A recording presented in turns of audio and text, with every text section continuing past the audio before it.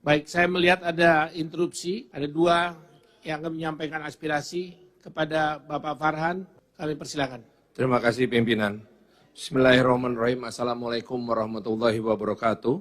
Yang terhormat pimpinan DPR RI serta yang terhormat seluruh anggota DPR RI. Izinkan kami menyampaikan sikap fraksi Nasdem terkait peristiwa kekerasan yang terjadi di Rempang, Kepulauan Riau. Dalam rapat paripurna ini, kami ingin mengajak kita semua untuk memberikan perhatian dengan mendorong agar kekerasan dihentikan dan dialog dikedepankan.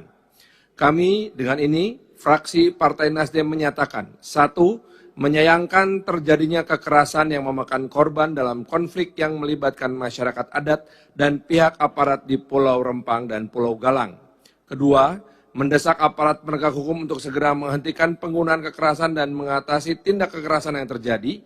Ketiga, mengajak semua pihak baik masyarakat, aparat maupun pemerintah untuk dapat menahan diri, meredakan situasi agar tercipta keadaan yang tenang terlebih dahulu. Keempat, mencegah terjadinya kekerasan kembali dan selanjutnya terus kedepankan dialog dalam mencari penyelesaian. Kelima, meminta pemerintah pusat untuk mengambil langkah-langkah penyelesaian yang tidak merugikan semua pihak, baik dari sisi rencana proyek strategis nasional maupun dari sisi hak masyarakat adat. Sebagai bagian dari masyarakat adat, hak-hak masyarakat Pulau Rempang juga perlu dipertimbangkan dalam kaitannya dengan pengakuan hak masyarakat adat dalam konstitusi dengan membuka ruang dialog dan partisipasi dalam perumusan kebijakan strategis nasional. Keenam dan terakhir, dengan ini kami mengajak kembali agar DPR RI kembali menyegerakan pembahasan dan pengesahan rancangan undang-undang masyarakat hukum adat.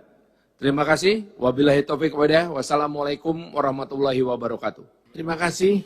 Selanjutnya kami persilakan kepada Bapak Syahrul Aidi. Waktu kami persilakan. Terima kasih pimpinan. Assalamualaikum warahmatullahi wabarakatuh. Pimpinan dan anggota DPR RI yang saya hormati, saya Dr. Syahrul Aidi, Ma'azat LCMA, nomor anggota A418, fraksi PKS, Dapil Riau, yang merupakan saudara kandung Kepulauan Riau, Batam, Rempang.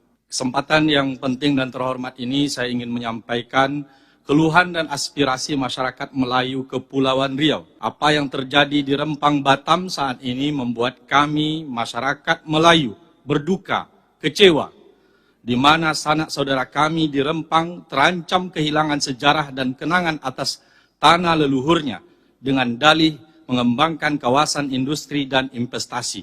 Pemandangan yang mengiris hati saat melihat anak-anak sekolah dasar di Rempang berlarian keluar dari lokalnya untuk menghindar dari ancaman gas air mata yang ditembakkan di kampung mereka. Mereka sesungguhnya mendiami daerah tersebut sudah ratusan tahun lamanya.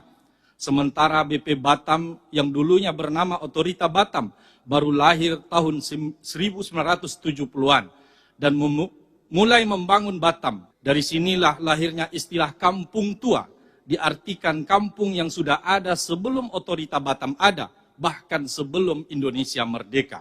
Pimpinan dan anggota DPR RI yang saya hormati, investasi itu seyogianya bertujuan untuk melindungi dan meningkatkan kesejahteraan rakyat. Pasal 33 ayat 1 Undang-Undang Dasar 1945 jelas menyebutkan bahwa investasi untuk perekonomian disusun sebagai usaha bersama berdasarkan atas asas kekeluargaan dan melindungi tumpah darah Indonesia.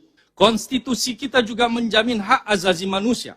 Oleh karena itu, setiap kebijakan pemerintah harus berdasarkan kepada hak memelihara hak-hak asasi tersebut, termasuk di Pulau Rempang. Bapak Ibu hadirin yang saya hormati, pada tahun 2019, saat rapat kabinet, Bapak Joko Widodo, Presiden Republik Indonesia, berpesan kepada seluruh kabinetnya bahwa jika ada izin konsesi dan di dalamnya ada masyarakat, maka pastikan masyarakatnya terlindungi dan diberikan kepastian hukum. Jika perusahaan pemilik konsesi tidak memperhatikannya, maka cabut izinnya siapapun pemiliknya. Begitu ungkapan Bapak Jokowi. Berdasarkan hal tersebut, fraksi PKS DPR RI menyatakan sikap. 1. Mengecam tindakan aparat yang represif dan meminta agar semua aparat menahan diri. 2. meminta TNI Polri mengusut tuntas indikasi pelanggaran SOP. 3. Meminta pemerintah menjamin pengobatan bagi masyarakat yang terluka yang menjadi korban tragedi ini. 4.